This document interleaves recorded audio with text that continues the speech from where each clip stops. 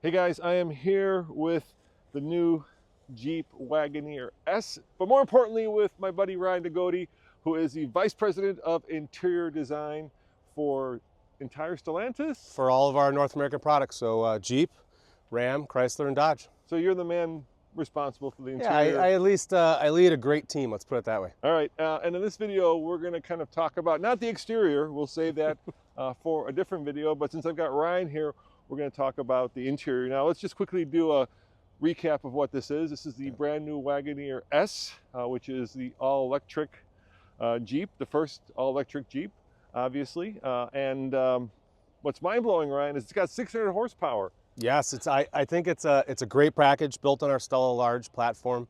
So we got a lot of good stuff underneath the skin, and obviously you do the exterior design, striking exterior design that we've done, an awesome luxurious interior. I think it's a great package. Yeah, and you've also done the traditional 7-slotted grille. Yeah, it wasn't easy, right? Because I mean, you really don't need a grille on an electric correct. car. Vince Galante and the exterior team did a great job of kind of finding some new things. Yeah, you don't need the pass-through, you don't need the cooling. They've created this this kind of motif where you got the light actually cascading off those surfaces, creating the 7-slot grille. Yeah, it's really cool. And underneath here is a front, but we're not here to talk about the exterior. We're here to talk about the interior. So come on in, guys. Come on in. And Jeep was kind enough to give us this radar red interior. And I got to tell you, Ryan, this is quite striking. It's an awesome interior. I love that we've gone bold with it. You know, we're driving launch edition, so we have our traditional black interior, but the customer can opt for this black and radar red interior, which is awesome. Yeah, I love it because it really pops. You want to start up so we can kind of show them the features of it? So first, let's talk about the material use. Now, one of the cool things about this is that you, there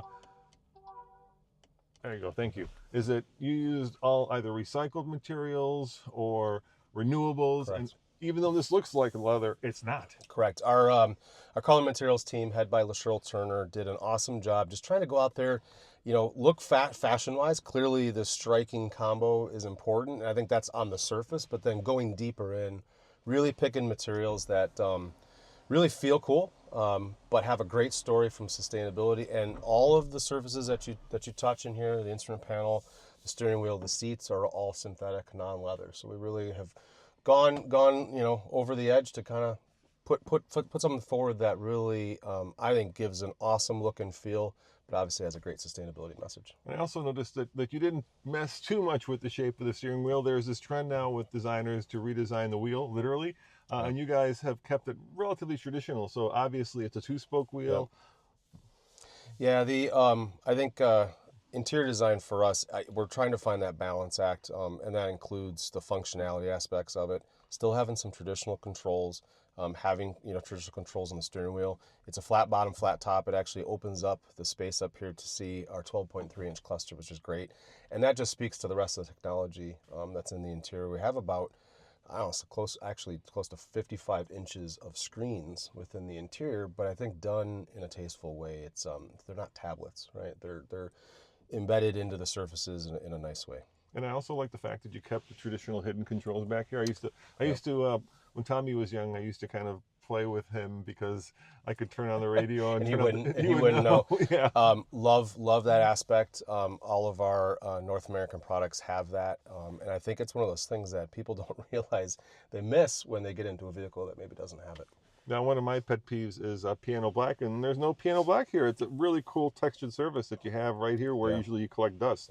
Yeah, we obviously had to have some of the piano black within the screen surfaces, but one of our biggest things that we're listening to the customers is scratchability and all that. And I think, yeah, we've come up with a really cool finish. This is recycled aluminum underneath, and it's got actually a ceramic coated finish on there. You get this two-tone aspect of it, the gloss and the black. Really cool finish. Yeah, and this is also very cool. That is a kind of a stamped, again, recycled aluminum. It's got a nice tactile quality as well, too. And you see that on the instrument panel as well as the doors, front and rear, too. I think in the presentation you use the word chainmail. Yeah, it's got a little bit of a linking type of aspect to it. And nice, you kept traditional vent control. Kept some traditional vents. Again, I think that's the beauty. It's this day and age, it is tough. I think a lot of designers want to want to go bold, want to go wild. Yes. But then I think we forget that these vehicles, people have to live in them. Yeah, and I love And, also traditional volume knob, yep, traditional tuning knob correct. for guys who grew up with it. It makes life a lot easier. Well, that's cool. Tell me Yep. about that. So that lower comfort screen, Yeah. which will lift up, kind of allows you to still see some of the comfort controls Oh, there, but a sweet. really big storage area, our USB-Cs, HDMI port for our pass side screen there. So again, a lot of storage packed in the vehicle. Now, this is the first edition, so this is all the bells and whistles. This is all the bells and whistles. Comes with the dual pane sunroof. Really, from an interior perspective, it is just pretty much pick your color for the launch edition. Yeah, and we're talking 72,000. That's with delivery, and there are going to be cheaper models that are going to come down the pike. But you're kind of putting your best foot forward with this. Yeah, I think it's key for our dealers, for the public to kind of go in the vehicle, go in the dealership, and buy a vehicle, kind of in a simple way. I think get butts in seats, get people driving these vehicles, and then we'll have more options later on. Now, the other thing that is a pet peeve of mine is a lot of designers and manufacturers have gone to haptic controls, but you still have traditional buttons on the steering wheel. I really love that.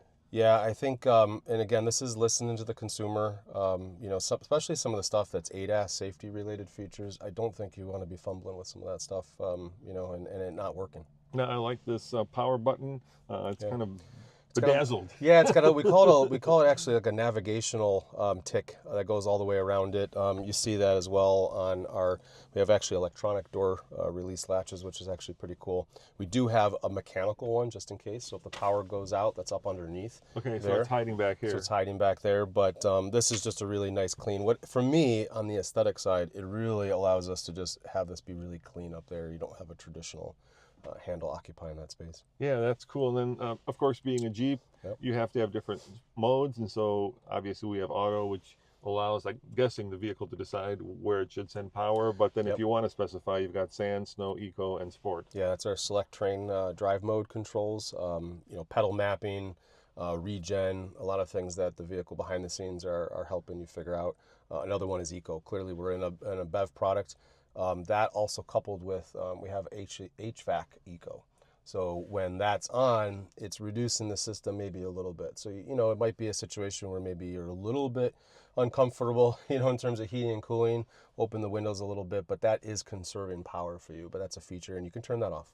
And I've gotten really used to this, so I'm happy to see it here. You've got an auto hold feature We do. where Yep. the car doesn't creep along, so you can just push that, and you can decide, do you want the creep? Correct. Like my wife Correct. loves a creep. I hate the creep, but I can see the fact that you can get rid of it if you want Yeah. as a nice perk. Very true. Very true. We got auto hold and creep, and then two levels of regen. So we can go a little bit more aggressive with the regen, and a lot of that is just in our controls area of the vehicle within our electric pages. That'll give you regen level, and then creep on, creep off. You have obviously some other elements, your power flow, driving history, some of the other things you've come to love in the BEV products. Yeah, and then where does this fit in the Jeep lineup? I mean, obviously it's a Wagoneer, so I'm guessing it fits below the Grand Wagoneer. Yeah, it's D segment. That's that's the mid-size vehicle, huge market, especially within the United States. So this is a crucial product. For Jeep, we have a lot of other products coming, which the team will be announcing shortly, and that'll really help to fill out the rest of the lineup. But this is an important product. It is on the more premium side, so we have some really good competitors out there that we've been balancing this product against. Yeah, and I always love to ask this question. Since you were, in charge of the team that put this together, what aspect of the interior are you the most proud of? I really love the integration of the tech. I think it's a tough one. It's a struggle, and I think these days when you have a lot of see and sell, big screens, give me more.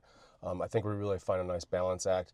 And then, I know Allison talked about this a little bit, the work back and forth with engineering on getting some of these things right and keeping them there, like you said, the knobs, some of the other controls, because that could be a point of contention, I think, in the industry and in the company. But we've done a great job. So I was at the Easter Jeep Safari last year, and I ran into Mark Allen, and he said this was one of the last cars that he worked on. It was. And he was saying he was super proud of it. Yeah, and I think for him it's going to be interesting, obviously, not seeing it all the way through, and it'll be cool for him to check it out. So we'll have to we all love Mark. Yeah, and for all of you guys who don't know, Mark is a former head of design for Jeep.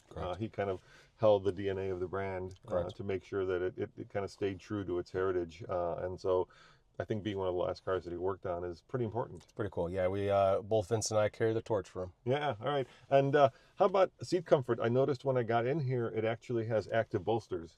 Yeah, we got 12-way power seats.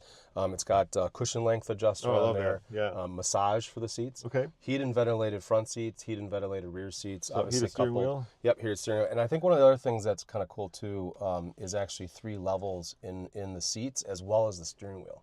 I know that's an element that I think we've heard consumers in. Sometimes the heated steering wheel just gets too hot. Yeah. And so we were able to actually have that be 3 levels. Can you do both? Cool. Can you heat and cool?